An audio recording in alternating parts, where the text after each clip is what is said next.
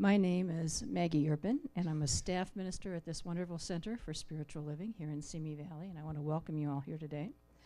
It's my pleasure to introduce our speaker this morning. Dr. Edward Viljoen is one of my favorite. We have a minister's listserv, and I've read several of his books. And he is very inspirational on the listserv, and he always keeps us in principle, because even ministers get out of principle sometimes. So he always keeps us on track. So I am so honored to be able to introduce you this morning. Dr. Edward graduated from a Sonoma County law enforcement chaplain in April of 1999, received a doctorate of divinity from the Centers of Spiritual Living, and was awarded the much respected Ernest Holmes Award. I wanted to call him Edward. I don't know why this morning, because I'm looking at Edward. Maybe that'll be the Edward Viljoen Award very shortly. So the Ernest Holmes Award for exemplary demonstration of the teachings of Dr. Ernest Holmes. Among his passions as a minister is helping other ministers, and has served the ongoing Ministers Education Conference for 10 years. His passions are music, cats, essential oils, hear that, essential oils, science fiction, and leading people on tours to places in the world to experience new cultures and new ways of understanding the divine. It is my honor and privilege to introduce to you this morning Dr. Edward Viljoen.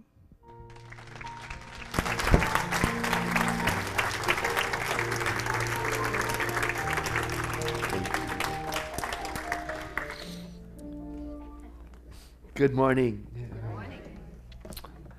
It's so nice to be here. Well, actually, I got to tell you that Dr. Jim called me just a couple of days ago and said, "Oh, and by the way, I retired last week, and you'll be arriving at my center the week after I retired." And I said, "Gee, thank you." And the truth of it is that I don't do very well with goodbyes. I don't know about you. But, even if it's a good thing for the person, I sometimes have that little space in my heart where I just don't know how to integrate it. And I was telling that to one of my mentors when a beloved staff person was leaving, and she said to me, "Edward, if it's good for her, it must be good for you." I went, "Oh, she's right." So I had to figure out what to do with that feeling. And she said, "You know what that feeling is? It's love." And that really helped me. So I'm so happy to be here with you in this time of transition, of change, when you're experiencing possibly deep love. We're going to do lots of work today to create a platform upon which to stand so that your feelings can be honored and experienced. I want to salute Dr. Jim, because I just recently got to do a lot of work with him in our movement, and he is one smart cookie. Wow, he's a thinker, and I really enjoyed talking to him. And I called him and asked him if I could come and speak here, because I wrote this book, The Power of Meditation. And things in the publishing world aren't the same as they used to be. No flying around the world, getting your expense accounts and everything paid for. No, you have to go and promote your own stuff. It's humiliating, begging colleagues, "Can I come and speak?" and selling your books out of the back of your trunk. It's not fun at all. So I was delighted when he said, "Yes, you can come along." And I was sharing with him the story of how I got to write the book. The publisher from Penguin, he contacted me at one of the conferences of our movement and said, "We would like you to write this book about meditation." And I said, "What? Why me? Why meditation?" He said, "Well, because that's what you're known for." And I said, "What?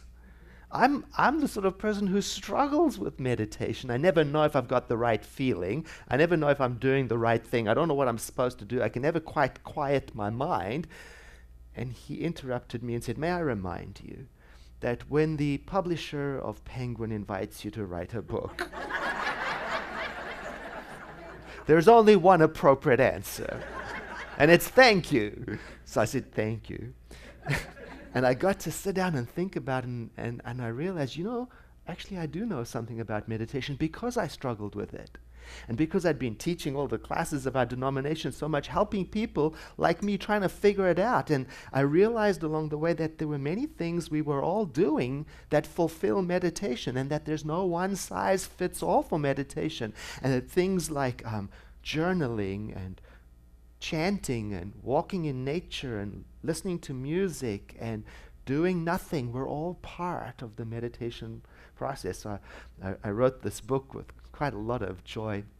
And then I got the best gold star I could possibly have received. A friend of mine called me just a short while ago and he said, "Edward, look, I thought I had to buy your book. As a friend, it was obligatory." And what I didn't expect is that I would enjoy it. I said, "Gee, thanks, that's wonderful." He said, "No, really, because I realized, like you, that there were many things I was already doing that fulfilled meditation, and it inspired me to do some more of it. And I want to tell you that I'm calling you right from the bottom of Mount Everest, and I'm about to go up. And one of the few things I'm taking up with me is your book. So I have to my credit that my book has been to the top of Mount Everest." That's all I've got for you today. No, actually, I get to talk to mostly Centers for Spiritual Living, building the bridge between this practice of meditation and our own teaching. And I think one of the practices that I teach the most, that gets the most raised eyebrows, is that of chanting, because it seems so foreign to New Thought communities. And but it's not really, because our founder talked about it. He just used different words. He talked about affirmation, and here's exactly what he said about the practice. He said we are to repeat our affirmations, dwell upon their meaning, meditate on the spiritual significance of them until the subjective state of our thinking becomes clarified. Isn't that beautiful? And I really resonate with that. It was one of the first things I learned at the Centers for Spiritual Living. A teacher said to me, "Think of your mind as a glass of muddy water." I could identify. And think of affirmations as those clear drops of water that are being repeatedly dropped into it, which over time displace the mud. I'll never forget that first image, and I thought that's exactly what it's like. And Ernest goes on to say, by repeating affirmations, you're leading your mind to that state where it accepts that which you wish it to believe.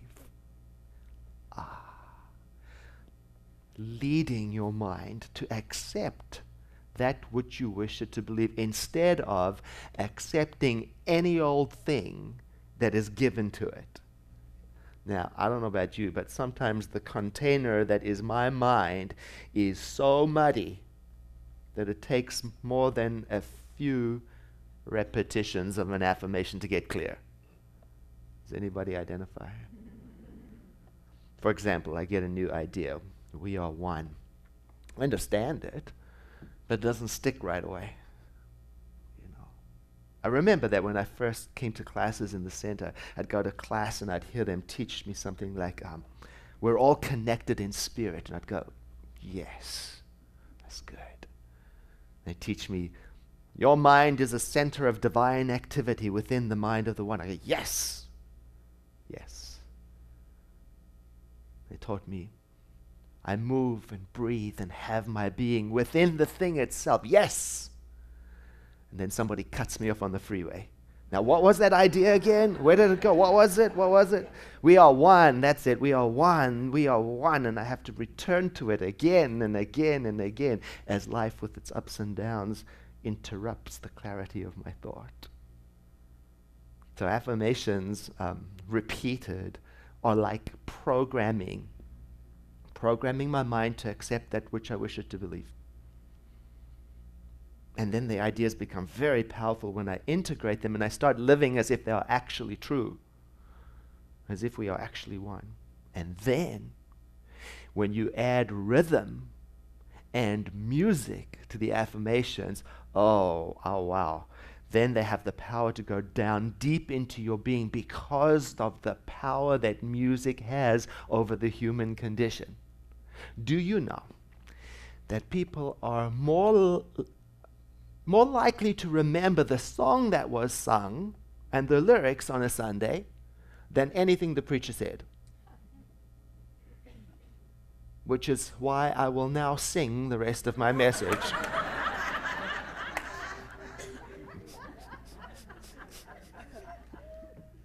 No, I won't do that to you. But I wanted the people at home to have this experience of chanting, singing affirmations over and over again. So I put together a workshop. I didn't know how they would take it because I wanted them to do one of the most ancient prayers of India. So we put on a workshop and 300 people showed up and they were so into it. And I made it simple. I made a pre-recorded CD and we chanted along in Sanskrit with one of the world's most beloved old prayers, the Asatoma chant. Asatoma Satgamaya, Tamasoma Jyotiye Gamaya, Mrityorma Amritam Gamaya. And I taught them how to pronounce every single word, and I taught them what every single word means, which basically is something like this. Oh, eternal, infinite presence. Lead us from the unreal to the real. Lead us from darkness to the light of understanding.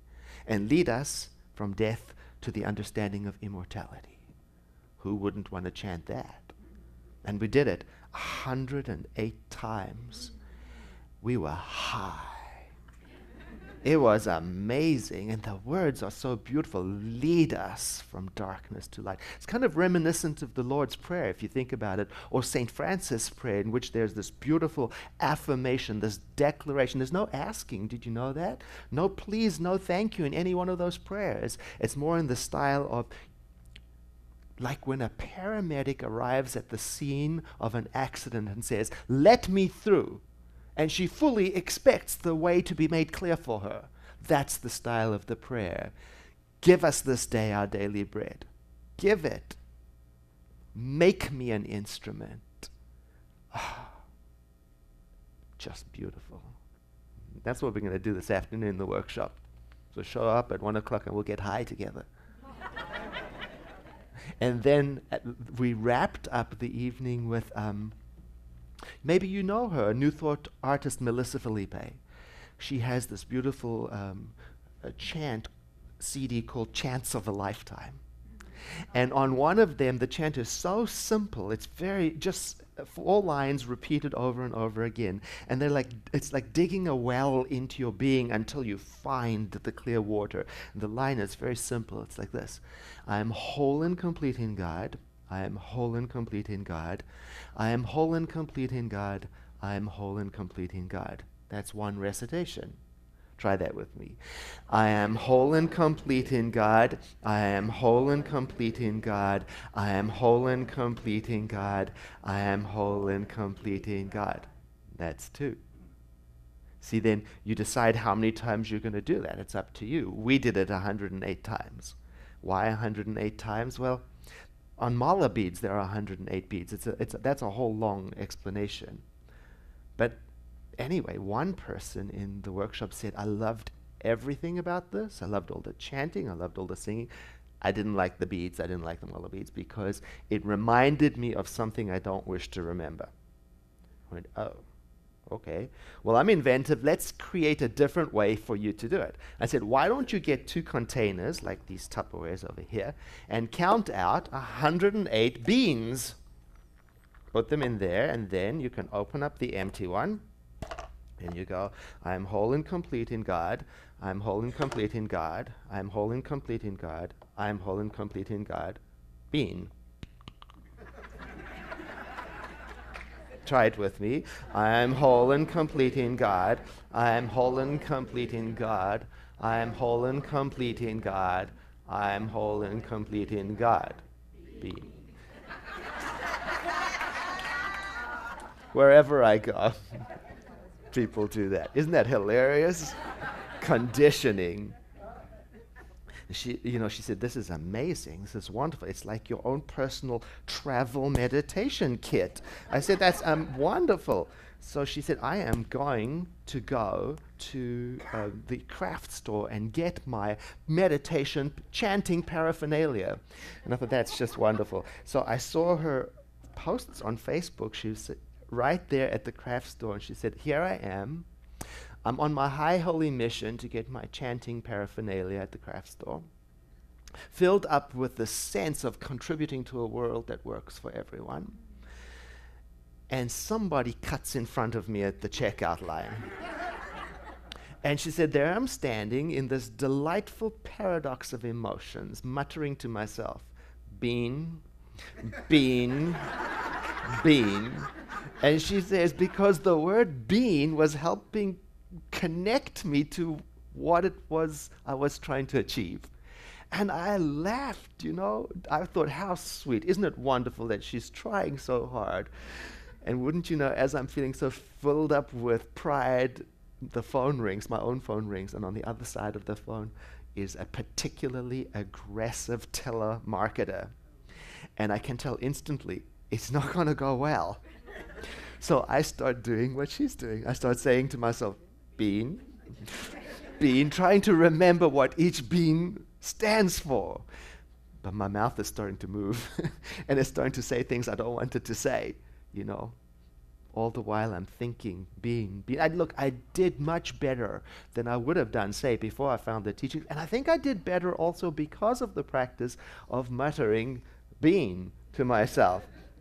Because it was anchoring me to the truth of my being. It wouldn't let me stray too far away from what my heart felt was true for how I wanted to be in the world. And I think I learned, or maybe relearned, a couple of things that day. And the first thing I relearned was, no matter how holy you think you are, no matter if you pray or meditate or chant affirmations, life continues to produce opportunities for you to see if you are sincere. And the second thing I learned is that when I repeat a phrase in a chant style like that, whether I'm counting beads or a bean or singing it in a melody or sitting in a particular place to meditate, then that thing, the practice, the melody or the bead, the shorthand, it becomes a marker to represent the whole practice. And that's the idea of practice, actually, that you and I, we familiarize ourselves with something so that we become intimate with every detail of it until the whole of it is known to us, even though we are referring to only a single part of it. You know, these beads of mine, they've been all over the world, India, Thailand, Bali, and I've used it over and over and over to teach people to chant all over the world. So now if I just touch these beads, they inform me of the whole feeling of all the practice and all of the people who have done it with me and all of the generations of people before that who did the same prayer. So the beads themselves begin to represent something. And I think people who meditate in the same chair at the same time, over time, that chair starts to take on the energy of the meditation. So after a while, it seems to feel inappropriate to do anything else in that chair. And sometimes they might just look at the chair, and the chair connects them to the whole entire practice. Repetition is powerful. There's a website called changingminds.org, and it talks about the repetition principle right there.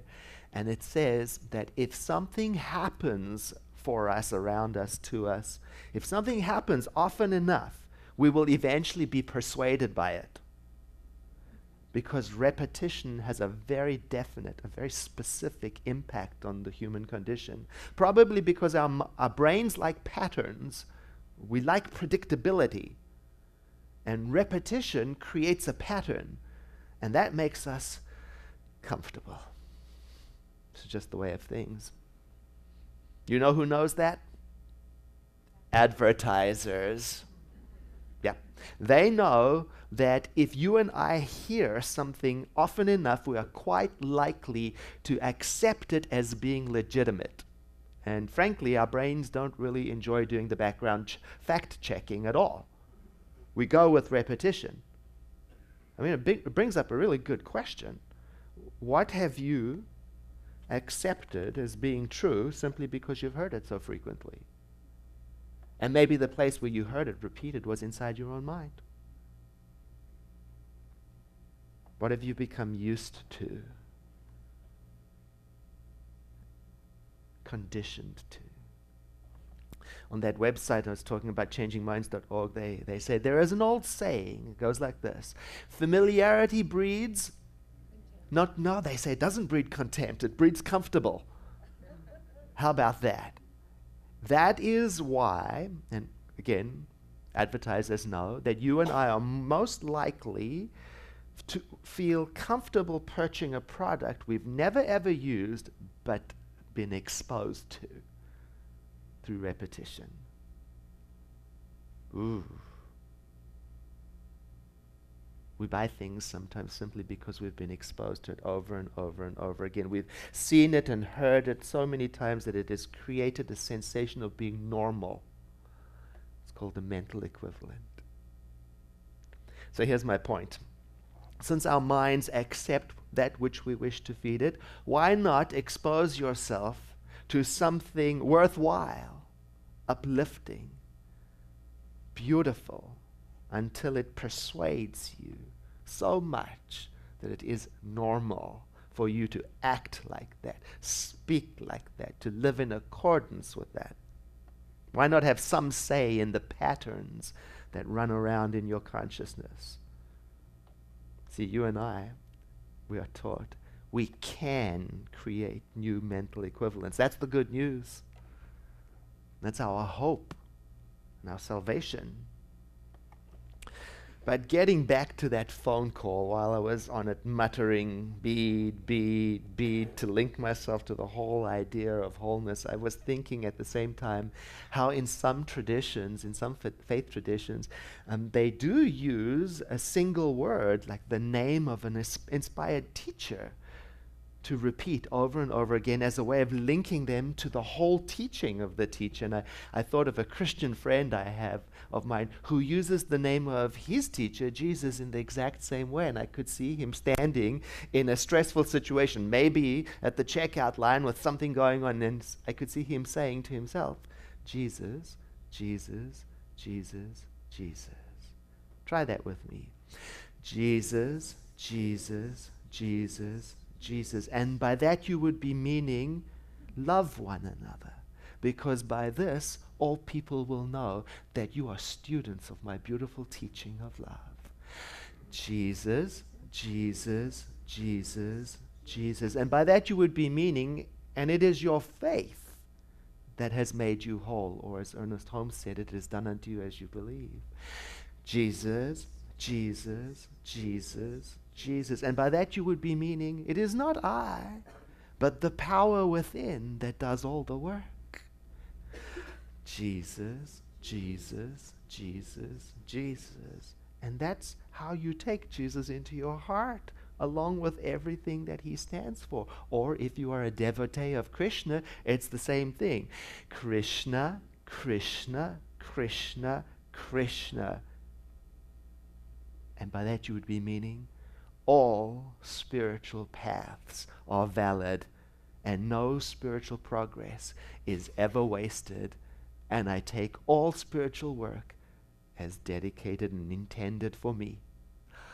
Krishna, Krishna, Krishna, Krishna. And by that you would be meaning, and it is not the form of your prayer that matters. It is the sincerity of your prayer in your heart that counts. Krishna, Krishna, Krishna, Krishna. And by that you would be meaning, for I have made this entire creation with but an infinitesimal speck of my divine being. Krishna, Krishna, Krishna, Krishna.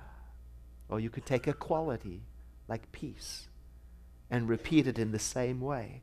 You know, in the Hindu tradition, there's a Sanskrit word for peace. It's a beautiful word, shanti. It's not any old ordinary peace.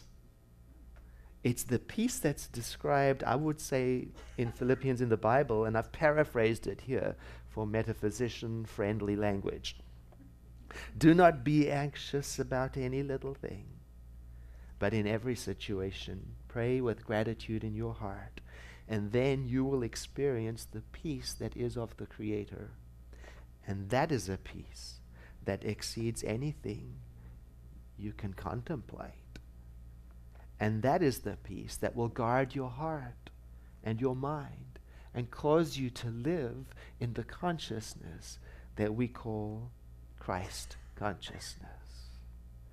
Jesus, Jesus, Jesus, Jesus, Krishna, Krishna, Krishna, Krishna, Shanti, Shanti, Shanti, Shanti.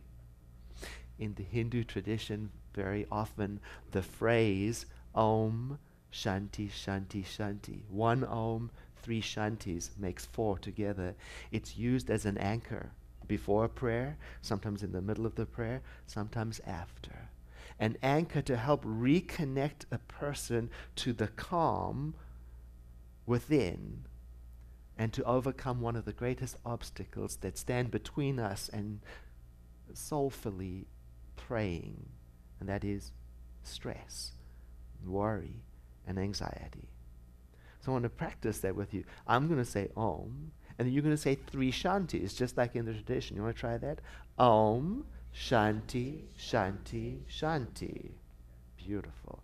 And what I'm going to do now is read to you an adaptation of the Lord's Prayer from my book. And every time you hear me say Om, you say Shanti, Shanti, Shanti. But before we begin to do it, I invite you to unfurl, unfold, so you can be available to the experience. Maybe taking a breath and a sigh as you let softness come into your physical being and into your thought also. Just with your thought alone, looking to those places where tension may be lurking, maybe in your belly and your shoulders. Feel the stillness that comes just by thinking about it.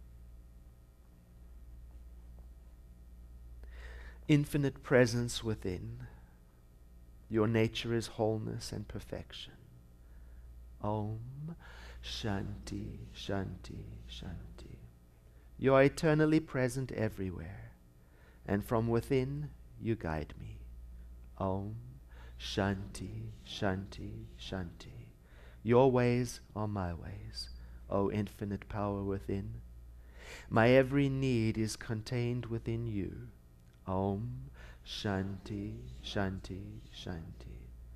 And as I dwell on this, your inner nature in me, I am released from all previous errors.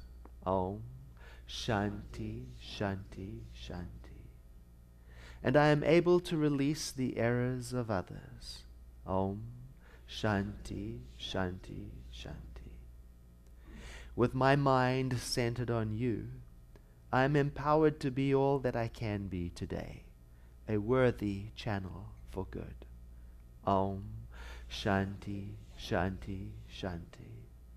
I am strong and courageous through the power and to the glory of Spirit, which is love within me. Om Shanti, Shanti, Shanti. Within me is joy everlasting. Within me is love ever growing. Within me is peace, peace, peace. Om Shanti, Shanti, Shanti. Om Shanti, Shanti, Shanti. Om Shanti, Shanti, Shanti.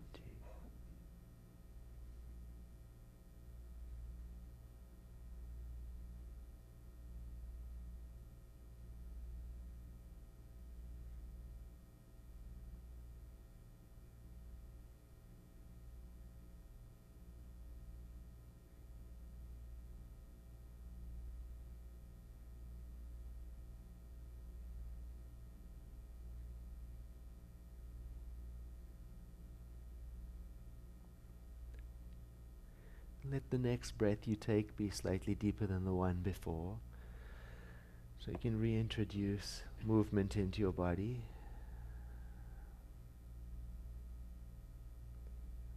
Maintaining the quiet then. Let yourself be available to what happens next in your heart and in your mind.